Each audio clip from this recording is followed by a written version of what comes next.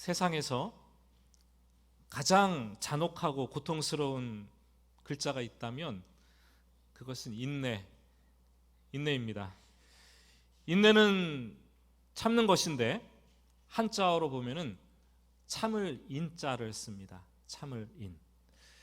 참을 인자를 가만히 들여다보면은 위에는 칼도자가 있고 밑에는 마음 심자가 붙어서 만들어졌습니다. 또 다시 가만히 보면은 칼도자 앞에 점이 하나가 붙어 있어요. 붓점이 붙어 있어요.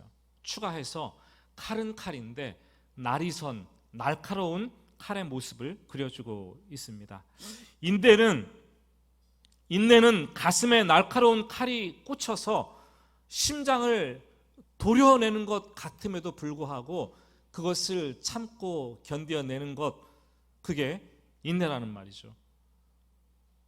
여러분, 가슴에 칼이 꽂혀 있는데 너무나 아픈데 도려내는 것 같은데 심장을 하루하루 살아내는 것 얼마나 힘들고 고통스럽겠습니까?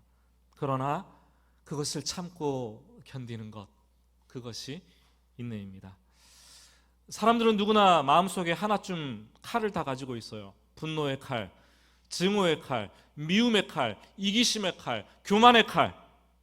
어떤 사람들은 사랑의 칼, 은혜의 칼, 겸손의 칼, 용서의 칼, 나눔의 칼. 그리고 어떤 사람들은 그 마음속에 참고 또 오래 참는 인내의 칼을 가진 사람들도 있어요.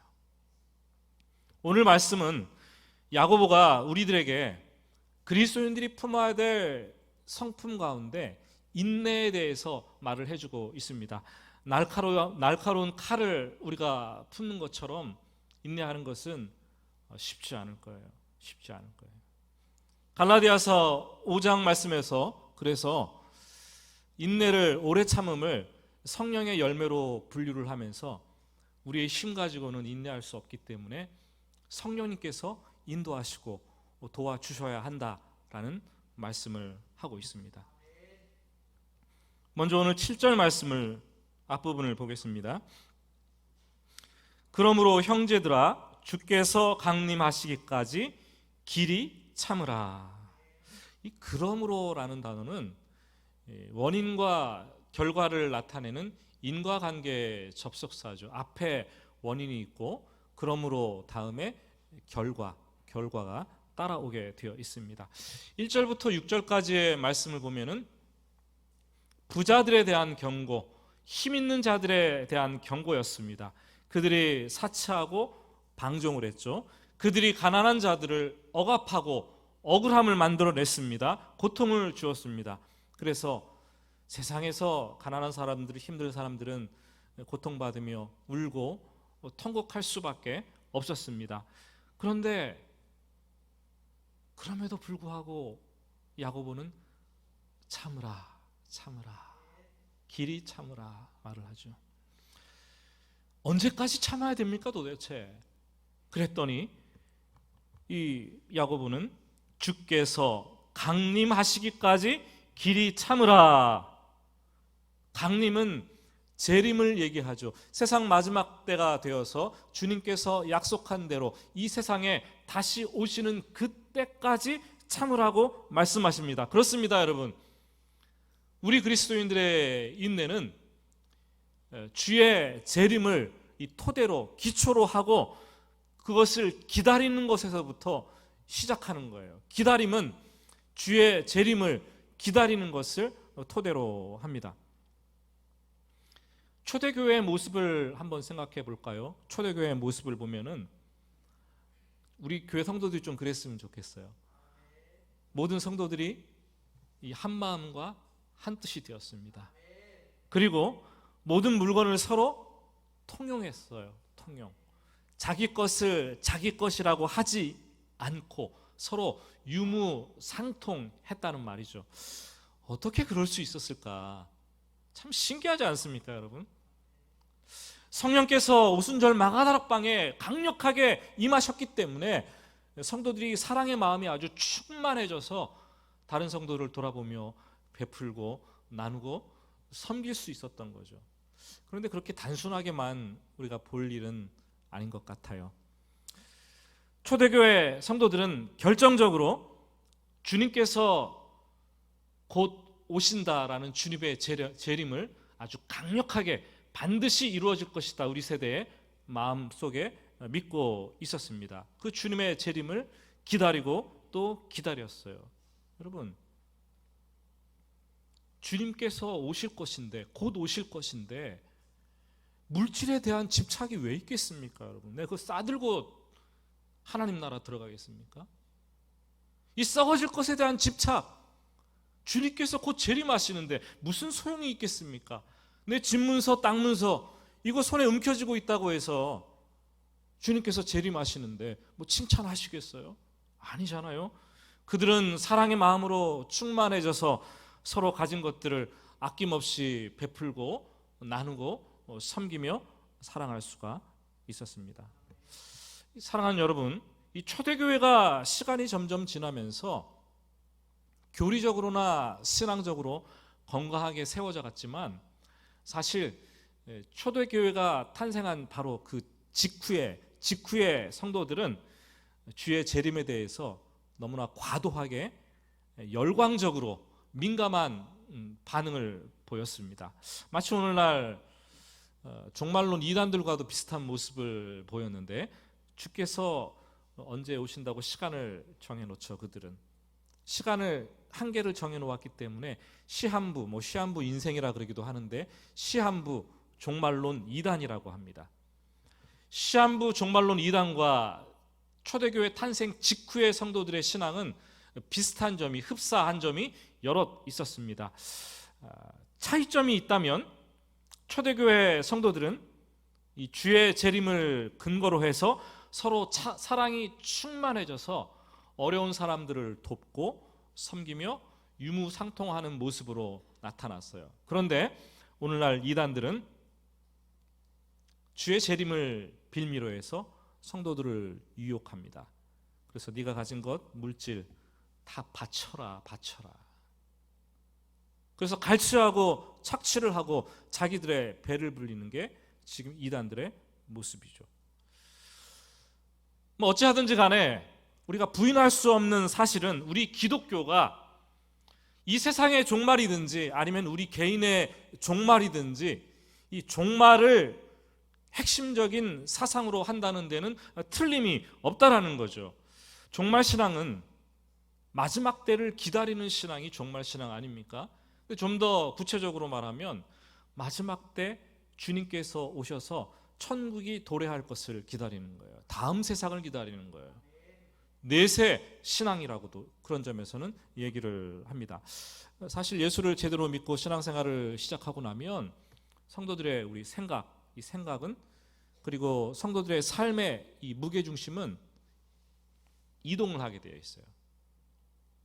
그전에는 현세의 삶이 너무나 중요한 거예요. 현세에서 잘 먹고 잘 살고 출세하고 내가 누릴 것들 다 누리고 복 받는 거 너무나 중요한데, 예수를 믿고 나니까 이 종말 신앙이 들어오는 거예요. 내세 신앙이 자리를 잡게 되는 거예요. 그러면서 성도의 삶이 달라질 수밖에 없게 되는 거죠. 세상의 부귀영화를 탐하던 신앙의 모습이 이제는 실제적으로 다가올 천국을 바라보면서 좀 더 베풀고 좀 더 나누고 움켜쥐지 않고 섬기면서 살려고 하는 그런 마음들이 마음속에서 싹트고 노력을 하게 됩니다. 그런데 문제는 이렇게 회심한 성도들이라 할지라도 지금 당장은 이 현실에 우리의 뿌리를 받고 살아가고 있기 때문에 거기에서부터 나오는 혼란과 이 갈등, 이 괴리감은 말할 수 없다라는 거죠. 그래서 힘들어하는 거예요. 때로는 그리스도인이지만 현세주의에 압도되어서 세상 사람들 못지않게 부귀영화 출세를 꿈꿉니다. 그러다가 어느 날 말씀이 한 대 팍 하고 머리를 때리면 자책하면서 내가 이렇게 살아서는 안 되지, 다시 정신을 차리는 거예요. 때로는 자신의 죽음과 맞닥뜨리는 상황이 되면서 삶이 좀 더 자유로워지고 내려놓고 겸손한 삶의 자세를 취하기도 하고, 때로는 극심한 질병과 이 고통을 경험하면서 좀 더 미래에 장차 주어질 그 하나님 나라를 꿈꾸게 되기도 하고, 때로는 기독교 전체가 이 땅에서 복받고 잘되라는 것, 이 기복주의에 물들어서 신앙이 요동치기도 합니다. 이 현세의 욕심과 장차 앞으로 주어질 미래에 대한 소망, 이 소망 사이의 이 갭, 이 간격을 메꾸어 주는 게 종말 신앙이고 내세 신앙이에요. 이게 멀어지면 멀어질수록 신앙생활은 어려워지고, 간격이 좁아지면 좁아질수록 신앙생활은 가지런해지고 온전해지는 거죠. 종말론적인 신앙관을 가지고 있으면 야고보가 오늘 말한 것처럼 울고 통곡할 일이 있어도 좀 더 참고 견딥니다. 주의 강림과 장차 올 세상을, 장차 받을 영광을 생각하면 현재의 고난도 이길 수 있다고 바울도 얘기를 했습니다. 오늘 서두에서 제가 참는 것이 마치 날카로운 칼이 내 가슴에 찔려 심장을 도려내는 것 같은데, 그것을 참고 인내하는 것이라고 말씀드렸어요. 참는 것은 인내하는 것이죠. 그런데 오늘 본문 말씀은 이 참는 것과 인내하는 것을 좀 다른 단어로 번갈아 가면서 사용을 하고 있어요. 헬라 성경을 보면은 참다라는 말은 마크로두미아라는 단어를 씁니다. 오늘 본문에서 4번 기록이 되어 있습니다. 7절 말씀을 보시면 한번 성경을 집중해서 보세요. 7절, 길이 참으라. 참으라는 말이 있죠. 뒷부분에 길이 참아. 동그라미를 쳐보세요. 8절 말씀에는 길이 참고, 10절로 넘어가면 오래 참음, 참다라는 말이 나오죠.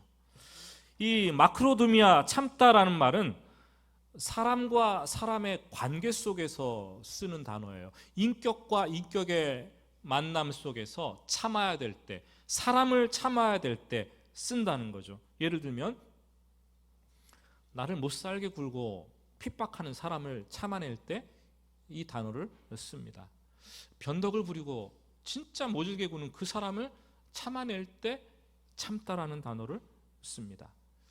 여러분, 부부싸움 해보셨죠?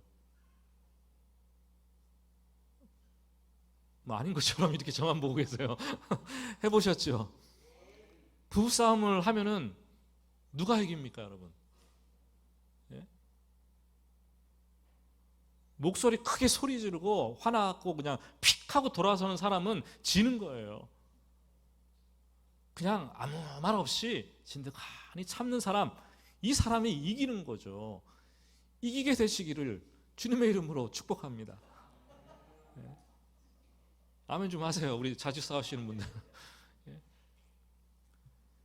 어거스틴의 어머니 모니카가 아들이 집을 나갔는데, 집 나가서 방황하는 자식을 위해서 13년 동안 밤이면 밤마다 계속해서 울면서 눈물에 기도를 하고 참고 기다립니다. 한 사람을 향해서, 한 인격을 향해서 참고 기다리는 것, 이게 아버지의 마음이 아니에요, 여러분? 아버지가 지금 우리를 그렇게 기다리는 거 아니겠습니까? 지금 아무리 견디기 힘들어도 부모가 눈물로 참고 기도하면 그 자녀의 인생은 망하지 않는 거 아니겠습니까? 참는 것, 참는 것을 말하고 있어요. 반면 인내는 오늘 11절 말씀에 2번이 나오는데요. 헬라어로 슈퍼모네라고 쓰였어요. 사람들과의 관계 속에서 쓰인다기보다 어떤 상황들, 사건들 속에서 쓰이는 단어인데, 상황을 참는 것, 물질적으로 궁핍한데 참는 것, 아픈데 참고, 추운데 참고, 배고픈데 참고, 너무나 어려운 구조적인 상황인데 그것을 참아내는 것. 여러분, 사람을 참는 게 어려울까요? 상황을 참는 게 어려울까요? 둘 다 어려워요. 어떨 때는 이 두 가지가 함께 와가지고 막 상황 속에서 그 사람을 참아내느라고 막 견디기 힘들 때가 있어요. 그러나 두 가지 어느 게 더 힘드냐고 물으면 저는 사람을 참는 게 훨씬 더 어렵다라고, 인내하는 게 어렵다라고 생각이 됩니다. 교회 일을 하면서도 일이 힘들지 않아요. 사람이 힘든 거죠. 집에 돈이 부족해도, 입에 풀칠하고 궁핍해도 마음이 같이 모아지고 마음을 같이 할 수 있으면 참을 수 있어요. 근데 다 갖추고 있어도 이 원수 같은 사람이 내 곁에 있다면 그걸 참는 것은 너무나 힘든 거예요. 죽기보다 견디기 힘들 수가 있어요. 그래서 잠언의 지혜자는 그런 말을 합니다. 채소를 먹으며 서로 사랑하는 것이 살찐 소를 먹으며 서로 미워하는 것보다 나으니라. 여러분, 살찐 소를 먹으며 서로 미워하는 것 견디기 힘든 거예요. 차라리 채소를 먹으며 서로 사랑하는 게 나은 거예요. 더 나은 것은 살찐 소를 먹으며 사랑한다면 더 낫겠죠. 혹시 여러분 요즘 여러분의 상황을 생각해 볼 때 내 상황이 참고 견딜만 한가? 이런 질문이 되시는 분 있어요? 혹시 참고 또 참고 견디는데 내 심장에 이 날카로운 비수가 꽂힌 듯이 자꾸 점점 깊이 파고 들어오는 이 아픔과 고통, 그 견디기 힘들게 하는 그런 사람들이 있습니까, 여러분? 어떻게 대응을 하십니까? 야고보는 7절 중반부터 8절까지 이런 말씀을 우리에게 해주십니다. 제가 7절 중반부터 한번 읽어보겠습니다. 농부가 땅에서 나는 귀한 열매를 바라고 길이 참아 이른 비와 늦은 비를 기다리나니 너희도 길이 참고 마음을 굳건하게 하라. 주의 강림이 가까우시니라. 야고보는 참고 인내하는 것을 당시 농경 사회의 예를 들어서 비유로 설명을 합니다. 잘 이해할 수 있었겠죠. 농부를 생각해 보세요. 농부는 씨앗을 뿌린 후에 즉시 열매가 맺히지 않을 것이라는 것을 압니다. 그래서 그때부터 씨를 뿌린 이후부터는 기다리는 것을 주로 하죠. 하늘에서 위에서 비를 내려주는 비를 기다리고 햇볕을 기다리고 그리고 곡식이 자라기를 기다립니다. 그래서 농부는 하늘을 바라볼 수밖에 없어요. 농사 짓는 사람들은 씨를 뿌린 후에 하늘을 바라보니 겸손한 마음이 생길 수밖에 없고 그 계속 기다리는데 이 기다림이 농부의 마음인 거예요. 인내가 농부의 마음인 거죠. 좋은 열매를 맺기 위해서 이른 비를 기다리고 늦은 비도 기다리고 일기가 불손해서 태풍이 지나가면은 태풍이 지나가기를 기다리고 씨앗이 열매를 맺힐 때까지 논밭에 오곡백과가 출렁거리며 풍성해질 때까지 기다리고 또 기다리고 계속 기다리는 거예요. 여러분, 농부의 마음은 기다리는 거예요. 농심은 기다림입니다. 한번 따라하십시다. 농심은 기다림이다. 농심은 신라면이 아니에요. 농심은 기다리는 거예요. 기다리는 거예요. 예? 그 마음을 지금 우리에게 가지라고 얘기를 합니다. 기다린다는 것, 기다리는 것 그렇게 결코 쉽고 만만한 것이 아닙니다. 기다리고 있는데 내 지금의 현실과 내가 꿈꾸는 이 꿈, 미래 비전들이 너무나 간격이 커져서 좀처럼 좁혀지지 않을 때에는 절망하게 되죠. 좌절하게 되죠. 나중에는 포기하게 될 가능성도 있어요. 저는 한때 제 상황을 돌아보면서 너무나 고통스러웠어요. 참고 참는다고 참는데 너무나 힘드니까 하나님께 대들게 되더라고요. 하나님 왜 빨리 이런 상황을 끝내지 않고 변화시켜주지 않고 왜 이렇게 이어가십니까? 오래되게 하십니까? How long? 질문하면서 하나님께 따져 묻게 되더라고요. 근데 시간이 지나고 나서 지나간 시간들을 되돌아보니까 하나님께서 그 상황 속에서 빨리 나를 건져주지 않고 좀 더 머무르게 기다리는 시간을 주신 것이 참 감사하다는 생각이 들었어요. 왜냐하면 기다릴 때만 배울 수 있는 것들이 있더라고요. 기다리면서 좌우로 마구 흔들려도 앞으로 전진하는 법을 배웠고, 기다리면서 가슴에 말씀을 품고 성경 말씀을 깊이 묵상하며 읽는 법을 배웠고, 산책을 하면서 생각을 하고 또 생각을 곱씹는 것도 배웠고, 여러 가지 다양한 책도 읽고 여러 사람들을 만나면서 내 삶을 돌아보는 그런 시간을 가질 수가 있었어요. 기다림은 낭비가 아닙니다. 낭비의 시간이 아닙니다. 기다림을 낭비라고 생각하는데, 그래서 기다리는 거 못하고 뭐를 빼곡하게 인생 가운데 하루의 시간 가운데 채워 넣으려고 하는 사람들이 있는데, 기다리는 시간은 너무나 소중해요. 사람과 사람의 만남 사이에서도 기다림이 필요하고, 약속과 약속 사이에서도 기다림이 필요하고, 기다림은 우리를 정화시키고 우리를 준비시키고 우리를 바꾸어 놓습니다. 기다림은 하나님과 소통하기 위해서 하나님의 리듬을 읽어내는 시간이고, 하나님의 일을 하기 위해서 하나님의 성품을 배우는 시간이 기다리는 시간이에요. 우리에게 너무나 필요해요. 제가 강아지를 키우면서 참 놀라운 것은, 이 강아지가 기다려 그러면 잘 기다리더라고요. 왜 이렇게 잘 기다려요? 그래서 궁금해가지고 얘가 도대체 얼마나 오래 기다릴 수 있는가. 강아지가 좋아하는 육포를, 개가 먹는 육포가 있어요. 또 그 육포를 가져와갖고 코앞에다 바로 탁 갖다 대고 기다려 그럽니다. 코에다 딱 붙여놔요. 그러면 강아지가, 저도 참 못됐죠. 강아지가 괴로운 거예요. 냄새는 나죠, 보이죠, 뭐 물면 되는데, 근데 기다려 그랬으니까 기다려야 되잖아요. 계속 기다리더라고요, 놀랍게도.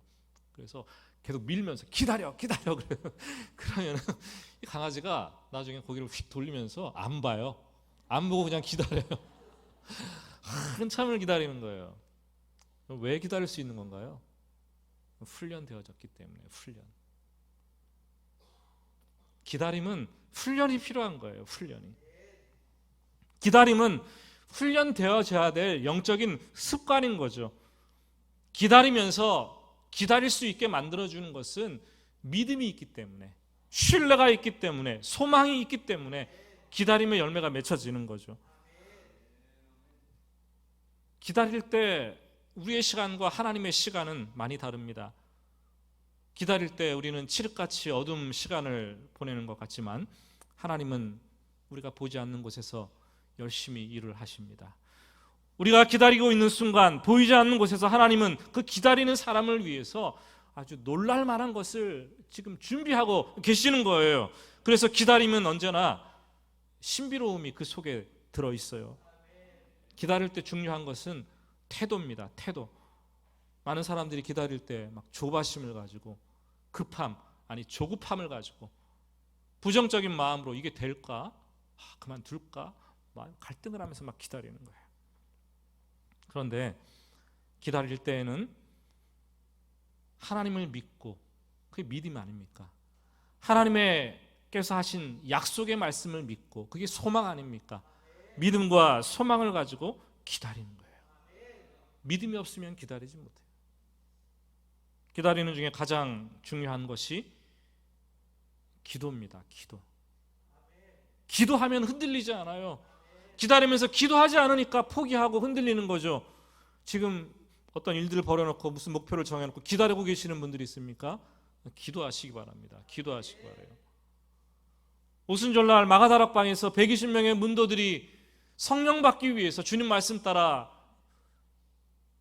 기다리면서 한 것은 기도였어요. 기도를 했더니 때가 되니까 하나님의 때에 성령이 부어졌어요.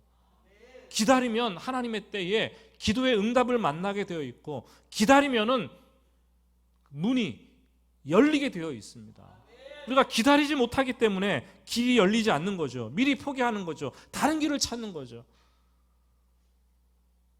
여러분들 가운데 오랜 기다림을 가지면서 마침내 하나님께서 이 길을 열어주시는 것들, 그것을 경험해 보았나요?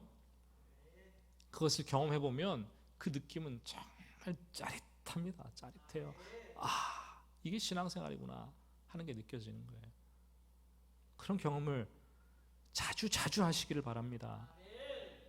믿음으로 기다리는 자들에게 하나님은 때로는 없는 길도 만들어내세요. 사막에 강물을 내시는 거예요. 길을 내시고, 하나님은 믿음으로 기다리는 자들에게 때로는 홍해를 가르셨듯이 단 한 번만 사용하고 말 길도 우리를 위해서 길을 열어주시는 거예요. 그런 경험 해보셨어요? 이게 신앙생활입니다. 어떠한 상황에서도 어떠한 사람이라도 참고 마음을 굳건해서 기다린다면 우리의 신앙생활은 이미 8분 응선을 넘어간 거예요. 최고봉까지 얼마 남지 않았어요. 믿음이 좋은 사람은 그 어려운 걸 자꾸 해내지 말입니다. 네? 그래서 많이 듣던 얘기 아니에요? 그 어려운 걸 자꾸 해내요. 믿음이 좋은 사람은.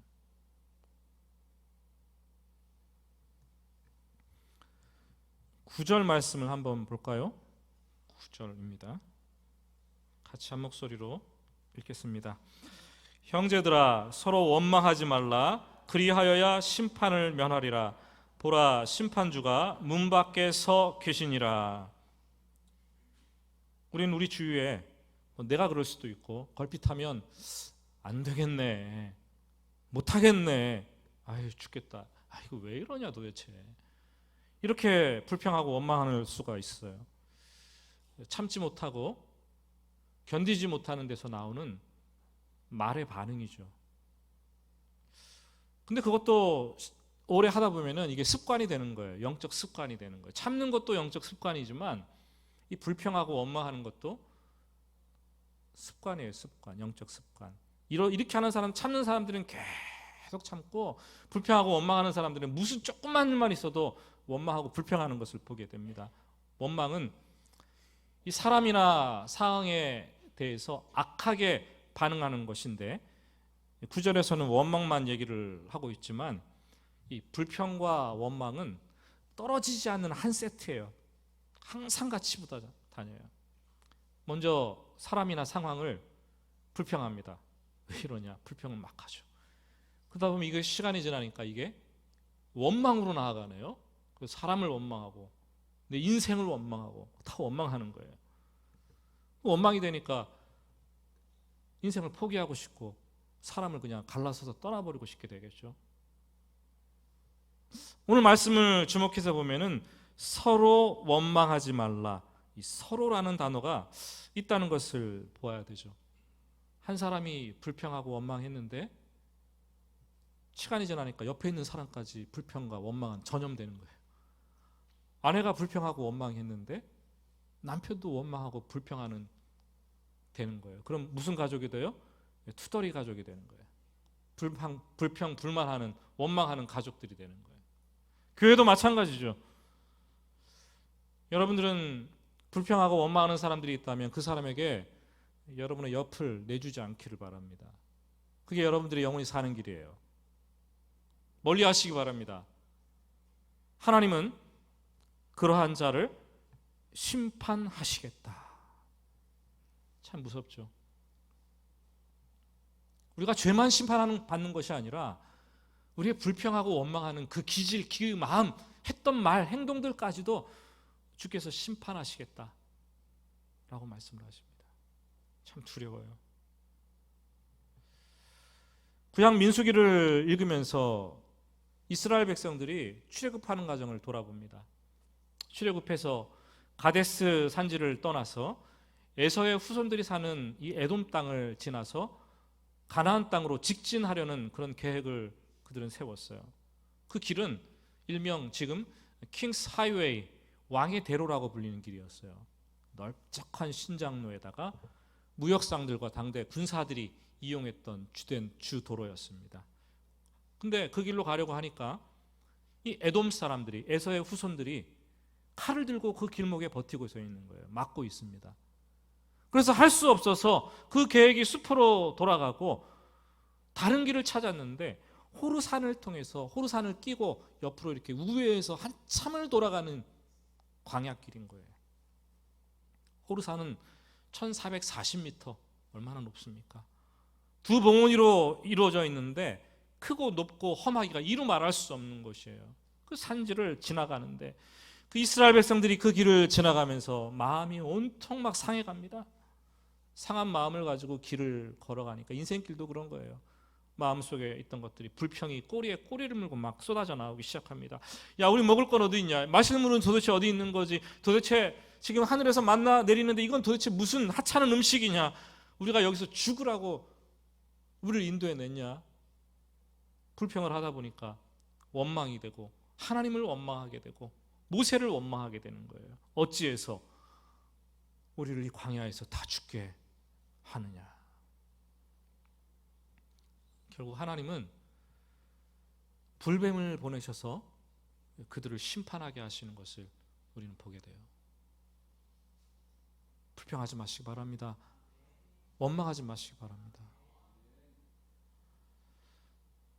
저는 예전에 이 말씀을, 이 하나님께 심판하신 이 말씀을 읽으면서 하나님 참 이게 이 동일하지 못하다, 그런 생각이 이상하다라는 생각이 들었어요. 왜냐하면 이스라엘 백성들이 출애굽을 한 직후에 수르 광야를 지날 때 마실 물이 없었어요. 그때 그들은 원망을 합니다. 그랬더니 하나님은 이 쓴물을 단물로 바꾸어 주셔서 마시게 하죠. 신광야를 지날 때에는 고기가 너무 먹고 싶은 거예요. 고기와 떡을 달라. 그랬더니 하나님께서 갑자기 이 동풍을 불게 하셨고 메추라기 떼를 몰아오시더니 다 떨구어서 고기를 먹게 하십니다. 그때도 불평을 하고 원망을 했죠. 근데 원망이나 불평을 해도 아무런 징계나 심판을 하나님께서 하지 않았어요. 그런데 광야 생활에 깊어가면서 광야 생활의 40년 막바지로 치달으면서 하나님은 전혀 다른 분같이 보여지는 거예요. 디베랴 광야에서 백성들이 악한 말로 원망을 할 때 하나님은 참지 못하십니다. 진영에 불을 붙여서 그들을 심판하십니다. 고기가 먹고 싶다고 원망할 때에는 역시 메추라기 떼를 보내주셨지만 아직도 고기가 이 사이에 씹히기도 전에 그들을 심판하시는 큰 재앙을 그들에게 내리십니다. 출애굽 초기의 모습과 광야 생활을 들어가서 한참 성숙된 이후에 이 하나님께서 이스라엘 백성들을 다루는 모습이 왜 이렇게 다른 걸까요? 바로 시내산 언약 때문이에요. 이스라엘 백성들이 시내산에 도착했을 때 하나님은 내 자신이 누군가 자신을 분명하게 알립니다. 그리고 하나님께서 이렇게 살아라 라는 말씀을, 약속의 말씀을 백성들에게 다 풀어서 모세를 통해서 설명해 주시는 거예요. 그리고 나서 언약을 체결하셨어요. 그 이후로는 원망과 불신, 하나님께서 용납하지 않으시는 거예요. 너희들이 내가 누구인 줄 알았는데 이렇게 하느냐? 너희들이 내가 준 말씀을 주었는데 이 말씀을 믿지 못하느냐? 저는 이 말씀을 들을 때마다 목사로서 굉장히 두려워요. 사실은 두려워요. 우리가 믿음이 여리고 하나님의 말씀을 잘 모르는 신앙에 초차일 때는 하나님께서 많은 것들을 그냥 용납하시는 것 같아요.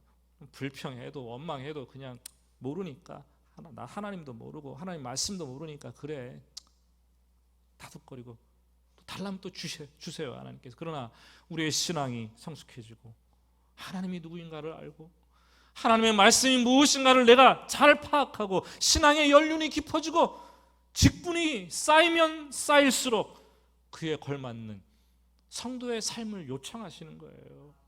신앙이 오래됐는데 불평하고 원망을 일삼는 분, 직분을 받았는데 불평하고 원망을 하시는 분, 하나님께서 초짜처럼 대하지 않을 거라는 거예요.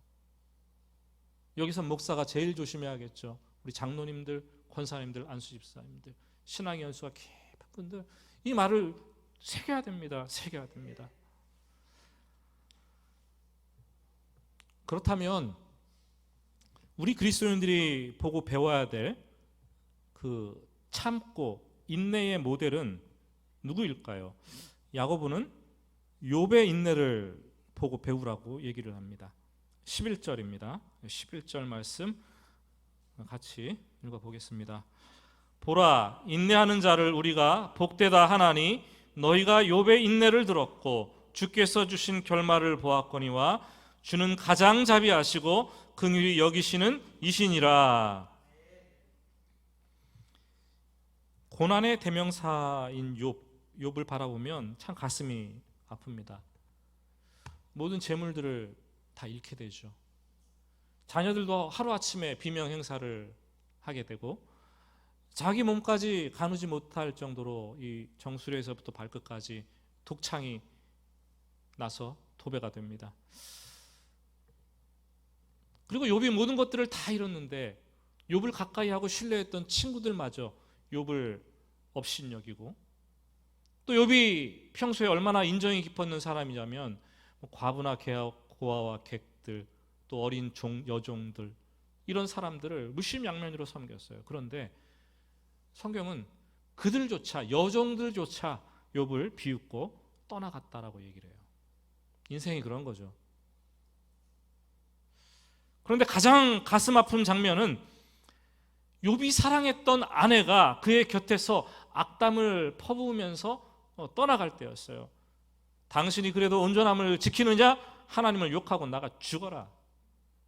그리고 떠나가는 거예요. 저는 욥의 아내를 보면서 막 화가 났어요. 성경을 읽을 때. 아니 어떻게 이렇게 알 수가 있는가. 욥의 아내가 이 세계 3대 악처 중에 이 소크라테스 아내도 있고 누구도 있고 막 있잖아요. 근데 그 빠진 게 이상한 거예요. 그런데 한편으로 곰곰이 생각해 보니까 이해가 좀 되더라고요. 욥의 아내도 욥과 똑같이 전 재산을 다 잃었어요. 욥의 아내도 욥과 똑같이 자녀들을 한날 다 잃었어요. 어떻게 보면 엄마의 마음이, 어머니의 마음이 더 남편의 마음보다 아프고 힘들 수도 있어요. 그래도 세상에 기댈 곳이 남편뿐이라고 생각했는데 이 남편조차 병에 걸려서 만신창이가 되어서 기와 조각을 가지고 몸을 벅벅 끌고 죽어가고 있는 모습을 보는 거죠. 욥의 아내가 얼마나 기가 막혔겠어요. 그런데 욥과 욥의 아내의 정말 중요한 차이점이 하나 있더라고요. 그 차이점이 뭔가 하면 그런 상황 속에서도 욥은 주신 이시도 하나님이시요 거두시는 이도 하나님이시니 여호와의 이름이 찬송을 받을지어다, 이런 신앙 고백을 했어요. 그런데 욥의 아내는 원망하면서 그래 너 잘났다, 하나님을 욕하고 죽어라 하고 떠나갔어요. 여기에서 극명한 차이가 나누어지죠. 욥기의 결말을 읽어보면 하나님은 참고 견디고 인내한 욥에게 갑절의 복을 더해 주시는 것을 보게 됩니다. 인내하는 자는 복된 거예요. 인내로 열매를 얻는 거죠. 여러분, 인생은 어차피 고해입니다. 인생길은 험하고 때로는 돌아가야 됩니다. 그래서 참지 못하고 불평을 쏟아낼 수밖에 없는 것이 우리의 인생인데, 그러나 오늘 말씀을 들으면 그것을 받아들이고 참고 인내하는 자들이 복되도다고 얘기를 하죠. 사람들은 보통 어려움이 다가오면, 고난이 다가오면 그것을 수용하지 않고 밀어내려고, 어떻게든지 그것을 내 몸 밖으로 밀어내려고 저항을 하고 벗어나려고 합니다. 그런데 해보셨잖아요. 그렇게 하면 할수록 내 인생은 더 꼬여지고 엉켜지고 복잡해져서 더 큰 고통이 우리에게 주어질 뿐입니다. 진주조개는 진주를 만드는 조개 아닙니까? 이 불순물과 모래가 조개 몸속으로 들어왔을 때 그것을 자기 몸의 체액을 뿜어내서 그것을 감싼다고 해요. 자꾸 감싸니까 그게 덩어리가 커지면서 나중에는 이 아름답게 빛나는 진주를 만들어내는 거 아니겠습니까? 하나님은 참고 견디는 인내하는 자들에게 진주 같은 아름다운 결과를 얻게 하실 것이고 정금같이 단련되어서 나오게 하실 것입니다. 코로나 상황을 지내면서 지금 모두가 다 어려워요. 너나 할 것 없이 어렵습니다. 힘듭니다. 특별히 우리 병중에 있는 투병하시는 환우분들 너무나 어렵죠.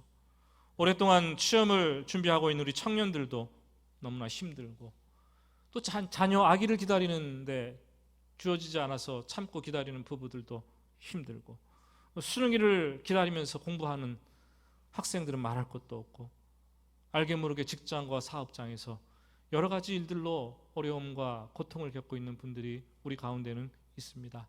또 육신이 연약해서 참으로 계단 오르락내락하기도 힘들어하신 우리 어르신들 있으시지요. 오늘 말씀은 모든 선지자들의 고난과 오래 참음을 본받아서 주께서 강림하시기까지 길이길이 참으라. 그리고 아름다운 인내의 열매를 맺게 되는 복된 인생이 될 것이다 라고 말을 합니다. 여러분, 그런 인생 되시기를 주님의 이름으로 축복합니다. 오늘 말씀 기억하면서 우리 같이 찬양 드립니다.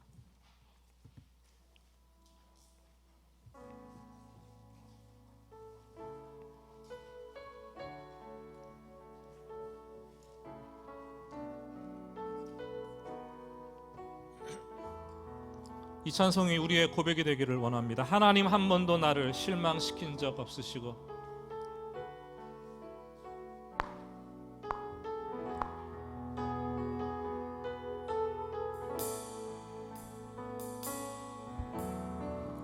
하나님 한 번도 나를 실망시킨 적 없으시고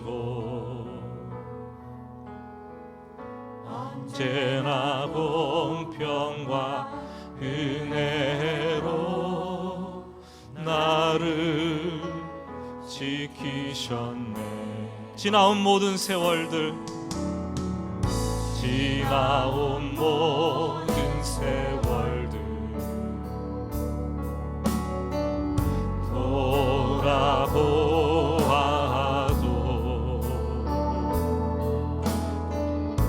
그 어느 것 하나 주의 손길 안 미친 것 전혀. 오 신실하신 주, 신실하신 주,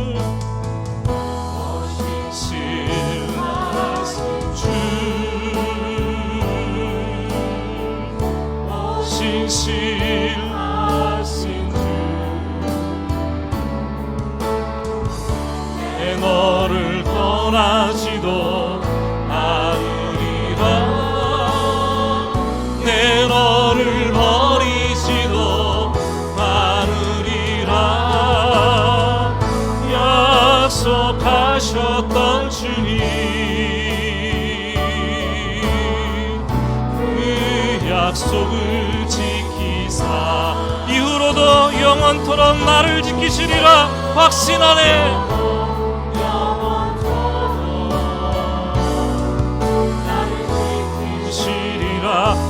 오 신실하신 주, 신실하신 주, 신실하신 주, 오 신실하신 주, 너를 원하지도 않으리라. 내 너를 버리지도 약속하셨던 주님, 약속을 반드시 지키십니다. 그 약속을 지키사 이후로도 영원토록 나를 지키시리라 확신. 다시 한번 오 신실하신 주, 신실하신 주, 신실하신 주, 내가 너를 떠나지도 않고 내가 너를 버리지도 않고 그러니 참고 견뎌라 말씀하십니다. 내 너를 버리지도 않으리라. 약속하셨던 주님, 약속을 지키사 이후로도 영원토록 나를 지키시리라 확신하네. 여러분 가운데서 지금 참고 또 참고 있는 분들이 계십니까? 견디고 또 견디시는 분이 계세요. 넘어질 것 같은데 억지로 견디시는 분이 계세요. 새 깃털만큼이라도 내 머리 위에 얹어진다면 인생의 짐이 무거워서 넘어질 것 같은 분들이 계십니까? 나의 참음이, 나의 인내가 바닥을 드러내는 것 같아요. 그러나 주님께서 오늘 주신 말씀을 통해서 한 번 더 결단하라고, 또 결단하라고 말씀을 하십니다. 인내의 끝에, 참고 참음의 끝에 얼마나 풍성한 복락이 있는지 주님 말씀하시는 거예요. 기다릴 때 불평하지 말고 원망하지 말고 내 눈앞에 펼쳐진 현실이 전부가 아니라 미래의 현실이 장차 주실 복락이 있다는, 영광이 있다는 사실을 깨닫고 선지자들처럼, 욥처럼 인내하며 기다리라고 말씀하십니다. 우리 한번 따라합시다. 주여, 주여, 내가 기다리겠습니다. 내가 참고 인내하겠습니다. 영광과 복락을 허락하여 주시옵소서. 우리 주님의 이름 부르면서 같이 합심해서 기도하겠습니다.